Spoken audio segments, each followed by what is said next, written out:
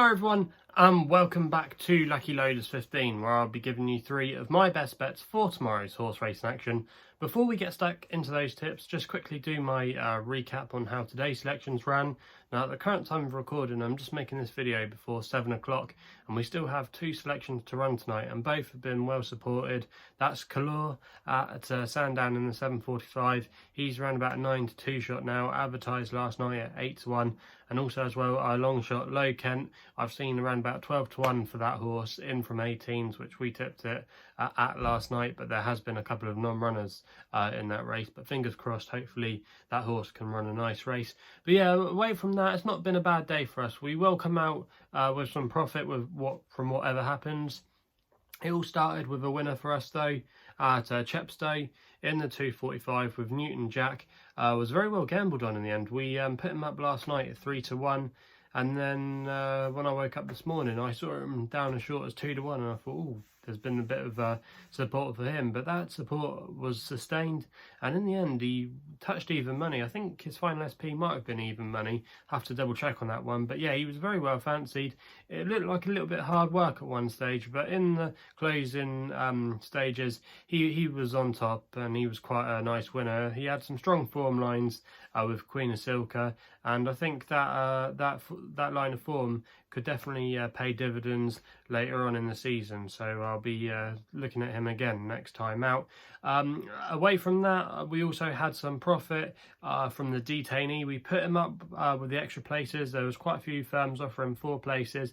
He just lost out in a photo for 3rd place, but he did finish in 4th, and if you were able to find the 4 places, I know Sky Bet were, I think William Hill were as well, I think Bet365 might have been paying 4 places. If you got the 4 places there, you would have made a nice little bit of each way money, put up at 14 to 1, so that was a nice little bit of profit there. Then away from that, our 2 other selections, Someday Soon, I'm not sure if he would have won. He was still in contention. He made a really bad blunder and then Gavin Sheehan pulled him up really quickly. I think the horse was okay, so fingers crossed he is. And then our other selection, Enemy at Sandown, again was very well fancied. I think he can be a Cambridgeshire horse later on in the season for John Gosden. It's a race obviously he likes to target. He's won the last 2 with the likes of Lord North and Whizzer Hicken, and I could definitely see this horse fitting in the same mould. I know he's been frustrating for punters. He lost on debut at Yarmouth when he finished 2nd when he was odds on. He finished 4th in the Britannia Handicap last time, and he was a little bit frustrating today, but I think he was more unlucky rather than it was the horse's ability. Don't think maybe Oisin gave him his best ever ride. He kind of, at one point, he was trying to look through a gap that probably really wasn't there, and then he had to be pulled out on the wide outside, and that just lost him some momentum. But then when he did get pulled clear, he did start to find, and he was staying on really strongly, you know. But the horse that won, I think it was called the First King, or the Paul Cole horse, he was a game winner in the end, and he had some good form actually going back to a listed race at Newmarket. But I think Enemy probably would have won that if he'd had a bit more of a clearer passage and he hadn't had to be pulled out. I think he would have been a comfortable winner in the end. But I still think he's well handicapped. He's a nice horse, still improving. I think there was lots to like about that effort, and I know some people will be saying, oh well, he didn't win, you know, but I think it was a promising run and things just didn't go his way in that race at Sandown. But it's been a good day so far, and fingers crossed our final 2 selections can come in. Now, moving on to tomorrow's tips, we're going to actually have only 3 tips tomorrow instead of today's tips, where we've had 6 run in for us. I didn't really fancy too much tomorrow, to be honest with you, but hopefully we can have some winners tomorrow. But we're all going to kick off with my nap tomorrow, which runs in the 2.10 at Bath. And my nap tomorrow is going to be a horse called Gerkin for Richard Kingscote and Stuart Kitto. That was a combination that won for us today with Newton Jack. You can currently get him at 6 to 4. Now this horse I thought ran a really nice race last time out, just touched off by Grace Harris's Port Noir, and she's a really underrated trainer in my opinion. She had a double last week at Bath, but she always has winners at places like Chepstow. She's a dual purpose trainer as well, so she has a few jumps horses. She often has winners at the likes of Hereford and Ludlow. Track's not too far from her. I believe she trains in Wales, but this Port Noir had already won earlier in the season at Chepstow, and I think that in the context of that race, Gerkin ran a really solid effort against a horse that was slightly rated higher than him, and off a mark of 53, he's going to be keeping on this mark tomorrow. I still think he's got scope to maybe eke out a little bit more. The yard are in form as well. Stuart Kitto, away from his winner today, his yard have been in good form and his horses have been running well. And tomorrow, I think this is a winnable opportunity for Gerkin. I think 6-4 is a little bit of value still. I think he could definitely go off short, possibly 5-4, 11-8. I think he's got a good, solid chance in this race. And I'd be disappointed if he didn't go really close. Not a bad draw as well, in stall 6. I think there's lots to like about his chances tomorrow. I think if he repeats his race last time out, he's the one they've all got to beat. So fingers crossed Gerkin can do it in the 2:10. We then wait a couple of hours for the 4:10 at Bath, where we've got my next best. And I'm going with a horse here called Leng, hope I pronounced it right, for Kieran Fallon Jr., claiming a handy £3, and William Jarvis. Now this horse, I'm going to recommend a 6-1 each way bet as my next best. Now William Jarvis, I was looking at his record at Bath, and he's got a great strike rate. He's had 9 winners from 37 career runners at Bath, and that operates at 24% strike rate, operating at plus £22.58 profit to a £1 stake. So his yard do really well at Bath. It's a track he likes to target.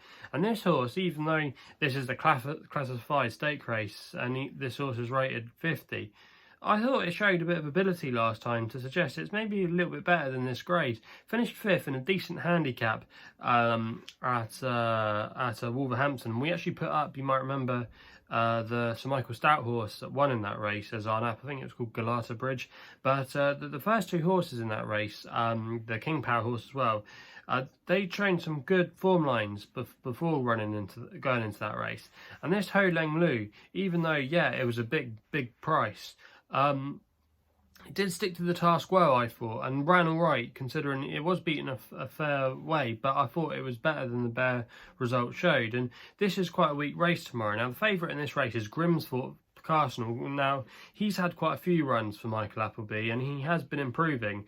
But if you go back to their run at Yarmouth, these two actually met, and there was only 3/4 of a length in it. And on that day, our selection had to give away a few pounds to Grimthorpe Castle. There's going to be a massive reverse swing at the weights. I think it's something like our selection is going to be £3 or £4 better off at the weights once you do all the maths. But yeah, Leng tomorrow, he's got a lot of things in his favour. Trainer's got a good course record, good informed jockey booking as well. And I think there at the weights, this horse has got a chance in this race. And 6-1, I think, is quite a generous price. And for me, I'm going to recommend it as my next best tomorrow, but I'm going to recommend an each way selection.